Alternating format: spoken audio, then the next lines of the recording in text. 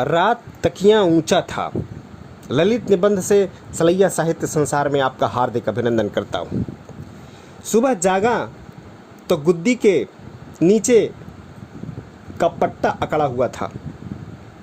हाथ से उसे दबाकर उठा तो देखा कि रात दोनों तकिए सिर के नीचे रहे और सीमा के बाहर।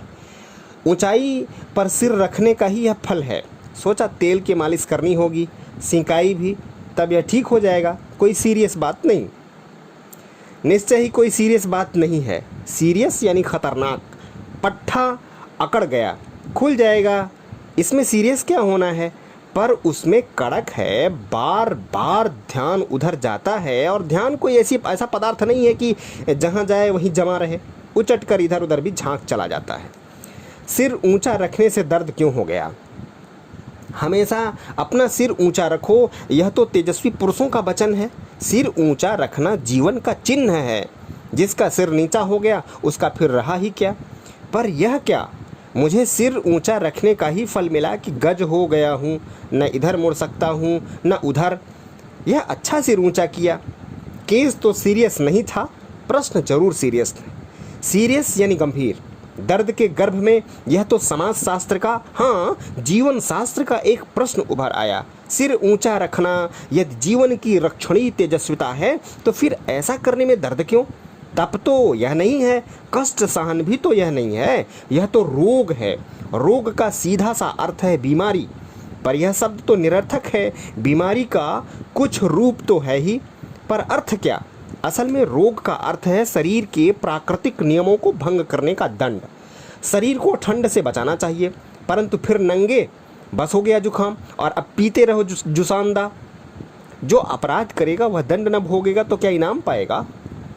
तो इसका अर्थ हुआ कि सिर ऊंचा करना एक अपराध था और यह दर्द उसका दंड। सिर ऊंचा करना एक अपराध है, यह कहना क्या स्वयं अपने में एक अपराध नहीं है। यह दो प्रश्न बने, इनमें सत्य कहाँ, पहले या तो दूसरे में। दोनों के पक्ष में हाँ कही जा सकती है या ना भी, यह तर्क की महिमा है। पर तर्क निर्णायक नहीं होगा। यह मस्तिष्क की रेखाओं में अनेक रंग भर देगा, पर हृदय की वीणा उससे झंकृत न होगी। उसके लिए अनुभूति में चिंतन की आवश्यकता है। अनुभूति की छाया में दोनों का समन्वय है, पर समन्वय का आधार है सीमा। इन दोनों प्रश्नों की भी सीमा रचनी होगी। रचनी यानी समझनी होगी। सिर ऊंचा करना एक अपराध है, इसकी सीमा है।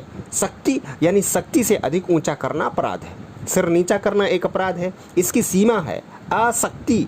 दीनता यानी दीनता के कारण सिर झुकाना एक अपराध है, क्योंकि आसक्ति स्वयं अपराध है। सत्य अब सामने आ गया, पर उसे खोल करके देखने की ज़रूरत है। जगनंदन कल तक गरीब था। दूर के रिश्ते की एक बुआ मरी और उसे 10,000 दे गई। उसकी आंखें हिरन हो गईं। 3,000 की मोटर खरीदी और 3 मुकदमे शुरू किए, 2 दीवानी और 1 फौजदारी के। 30 मार खां के नाम से लोग अब उसका मजाक उड़ाते हैं। हरिनंदन भी कल तक एक गरीब था। दूर के रिश्ते की बुआ उसे भी 10,000 दे मरी। 3,000 में उसने अपने बूढ़े पिता का ऋण उतारा, 1,000 में घर की मरम्मत की, 1,000 में लड़की ब्याही, 500 में पड़ोस के मंदिर का फर्श बनवा दिया और बाकी में अपनी दुकान खोल दी। 2-4 आने रोज गरीबों में बांट देता। सब उससे खुश हैं। दोनों ने सिर ऊंचा किया, पर एक अपराधी हो गया और दूसरा सम्मानित। सीमा का यही रूप है। और लीजिए, श्री कृष्ण भी लेखक हैं और नंदराम भी। दोनों चाहते हैं कि उनके लेख प्रशंसित हों और उनके मित्र उन्हें लेखक के रूप में जाने। श्री कृष्ण अपने लेख का आरंभ करने से भी पहले जो मिलता है उसी से उसका जिक्र करने लगता है। मुझे स्त्रियों के बारे में एक लेख लिखना है। एक संपादक का बड़ा तकाजा हो रहा है। सरस्वती में उन्होंने जब से मेरा वह पहला लेख पढ़ा तभी से मेरे पीछे पड़े हैं। फुर्सत नहीं मिलती, वरना एक लेख रोज लिखता। लेख लिखकर वह अपनी मेज पर रख देता है और जो आता है उसे ही सुनाता है। जो लेख को समझने योग्य नहीं है उनसे भी चर्चा करता है। सबसे पूछता है कैसा रहा, फिर पूछता है, और कहीं किसी भी लेख की चर्चा हो उसके साथ अपनी तुलना अवश्य कर बैठता है। मित्रों से जबरदस्त तारीफ वसूल करता है और फूल उठाता है। पीछे उसके मित्र उसे हौलू कहते हैं। नंदराम के लेख बराबर पत्रों में छपते हैं, पुरस्कार भी उसे मिलते हैं और समारोहों में के निमंत्रण भी। अपने लेखों के प्रसंग आने पर वह कभी भी मित्रों से चर्चा करता है और कभी उनसे मित्र जानते हैं और मानते भी हैं। फिर एक श्रेष्ठ लेखक है वह। दोनों में प्रशंसा की चाह है, पर एक को सीमा ने प्रशंसनीय बना दिया है और दूसरे को हौलू।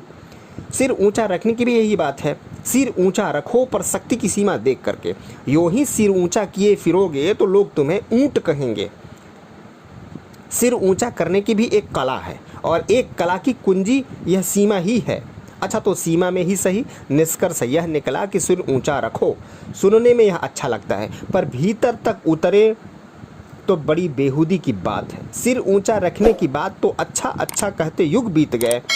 इसी से अच्छा लगता है। शब्द में स्वयं तो कुछ शक्ति होती ही नहीं। जनता के व्यवहार द्वारा यह उसमें प्रतिष्ठित की जाती है। सिर ऊंचा रखो, इसमें जो एक ऊंचाई हमें भासती है वह भी प्रतिष्ठित की हुई है, स्वयं अपनी नहीं। तो यह सोचना होगा कि इस वाक्य में ऊंचाई की यह भावना कैसे प्रतिष्ठित की गई होगी या हो गई होगी। सिर अपनी जगह पर है, पैर अपनी जगह पर। समाज में कोई पैर ऊंचा करके बैठा तो यह असभ्यता है, बड़ी उलझन है, पर यह सुलझ जाएगी यदि हम और आगे बढ़ें और यह पा लें कि असल में मौलिक तत्व यह है कि सिर नीचा न करो। जहाँ वह प्रकृति द्वारा स्थापित है वहाँ से उसे नीचे मत झुकाओ। इस सत्यता का सत्व का लोक व्यवहार में अनुवाद हो गया। सिर ऊंचा रखो। सिर ऊंचा रखो यानी सिर नीचा न करो। सिर नीचा न करो क्योंकि सिर को नीचा करना पाप है, पर सिर नीचा न करें तो माता पिता के चरण कैसे छुएं, देव वंदना कैसे करें। वहाँ सीमा का प्रश्न था, यहाँ उद्देश्य का प्रश्न है। सिर नीचा करना एक प्रतीक है लज्जा का, हीनता का, साहस भंग का, निश्चय की शिथिलता का, लघुता की स्वीकृति का। राधेश्याम ने चोरी की, पकड़ा गया। अब उसकी आंखें ऊपर उठती ही नहीं, लज्जा ने सिर नीचा कर दिया। प्राचीन काल का एक दृश्य है। महाराज बाहर से अचानक महल में आ गए। चारों तरफ सन्नाटा छा गया। जो बांदी जहां थी वहीं नीचा सिर किए खड़ी रह गई। महाराज ने किसी से कुछ कहा नहीं, वे उनकी ओर बिना देखे ही निकल गए, पर आंखें किसी की नहीं उठीं। यह दीनता का बोधक है। 10 सिपाही कतार में खड़े हैं। बेहद थके हुए सेनापति पूछ रहा है, कोई उस पहाड़ी पर जा सकता है? 24 मील की चढ़ाई है। सिपाहियों का साहस भंग हो गया। सिर नीचा हो गया। ऊंचा सिर करके एक ने कहा, मैं जाऊंगा। सेनापति ने कहा, शाम से पहले पहुंचना है। सिपाही का सिर नीचा हो गया। यह निश्चय की शिथिलता है। माता पिता और देवता के चरणों में सिर झुकाना भी लघुता की स्वीकृति है, और राजा मान सिंह का मुगल सिंहासन के सामने झुकना भी। उद्देश्य और भावना ने एक को पवित्रता दी है और दूसरे को हीनता। लज्जा, हीनता, साहस भंग, अनिश्चय और लघुता ये मानवता का शोषण करने वाली जोंकें हैं जो हमारे व्यक्तित्व का रक्त चूस करके उसे खोखला बना देती हैं। इनसे हमें निरंतर युद्ध करना है। इसी युद्ध का नारा है, सिर नीचा न करो। इसी नारे का फलितार्थ है, सिर ऊंचा रखो। ओह, विचारों की गंगा में कहाँ से कहाँ बह गया। बात तो इतनी ही है, रात तकिया ऊंचा था। रात तकिया ऊंचा था। जय हिंद, जय भारत।